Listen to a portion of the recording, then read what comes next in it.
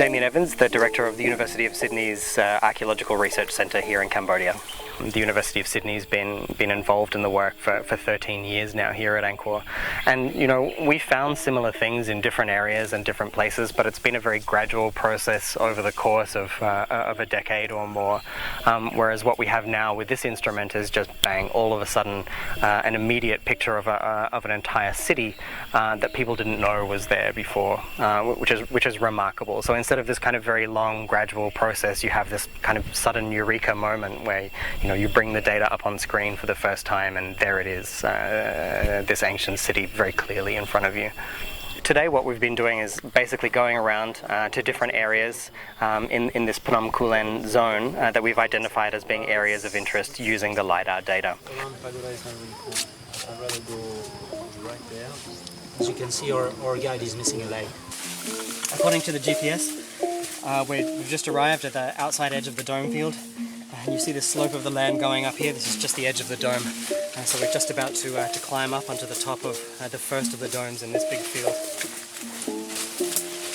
So what looks to be just forest or scrubland, kind of empty landscape, actually we can see from above very clearly used to be part of the medieval urban fabric of Angkor. And so there are these features like roadways, canals, and these very strange kind of domes, we call them, these big mounds on the landscape that we need to go and investigate on the ground just to see what they actually are. It's not enough just to kind of look from the air and see these things and say, oh, hey, there's an Angkorian feature. We actually need to go out and verify what we're seeing on the ground as well, which is not an easy business, but it's necessary to do at least part of it. So, by and large, the remains of the temples have disappeared or are buried. Sometimes the temples may have even been made of wood, but a surefire way of telling that this was a temple is the existence of one of these pedestals here. So every tower during the Angkor period had one of these pedestals right in the middle of the tower, which was where the central statue was placed into this pedestal. This one's fallen on its side, but we know very clearly that this was a temple on account of this being here. Axis of, it's not in the axis, no, it reached a corner somehow. Northwest on Wow. It's cool. That's way cool, actually. 380 meters. So new model? You've never seen anyone like this? It's half and half. It's some kind of transitional thing between a pre-Angkorian and an Angkor. It's a hybrid. Beautiful. Nice. Wow. So that's Uptegonalinga sits in the middle of this here. Oh, whoa. There are a lot of temples known previously in this Phnom Kulen area, several dozen temples, but it was previously understood to be just a collection of isolated temples. So if you looked at a map of this area, you'd see a scatter of points just kind of here and there in the forest. The dimension that the LIDAR has added to that picture is basically to fill in the blanks between those points on the map. So now instead of isolated points, we have a whole network of highways, of roadways, of urban features like these strange domes, which kind of links everything together, and we can see quite clearly for the first time, the layout of the city, and so we don't just have this very partial view from structures like this one behind me. We have pretty much a much more complete picture of the urban landscape, and it allows us to come to much better conclusions about what went on in places like this. Our main goal, if we talk about the archaeological activities, is to map the mountain, to research and to excavate any archaeological sites, and to implicate the government into the conservation of those sites. Their result has brought basically, it's like if you have the church of a town on our western wall, but you can see only the ruins of the church, but now we have the cities, the boulevard, the avenues, the canal, the hydrological system. So we had bits of it, we had the main dikes, the main canal, but we couldn't imagine that was such an intense occupation, an intense modification of the landscape. Also, they must have cut a lot of forest at that time to do all these features.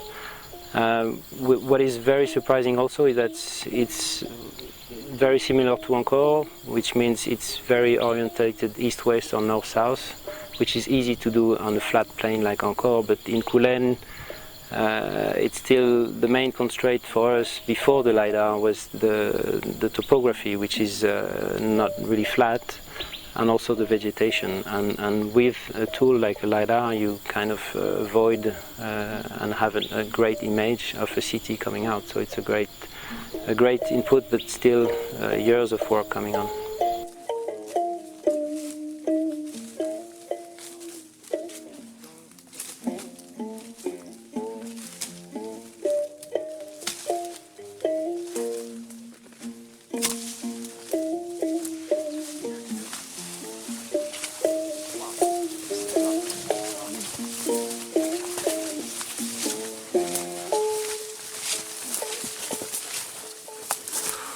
The reason that we're here and the reason why this place is really interesting, although it just looks like a rice field around us, actually if you look from above and have a kind of aerial perspective, you can see that this is actually a temple site.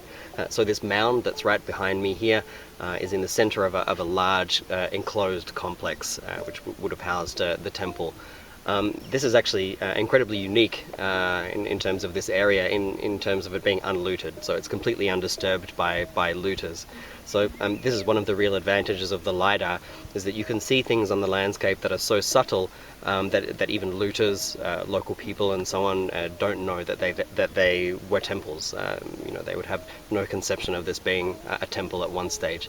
So we can see that it is, though, not only from this aerial perspective, but the reason why we go tramping through the jungle for extended periods of time is to confirm the fact that it was a temple using stuff like this that we find on the ground. So what we have here is a brick, which signifies that this was a religious structure, because all non-religious structures were made of wood. So this is basically a temple devoted probably to a god. We don't see many of these bricks. There's not much evidence of this around here, and that's largely because this temple is unlooted, so the looters haven't dug down and thrown material all over the place. But it's very clear that this is a temple site, so it's quite an amazing discovery.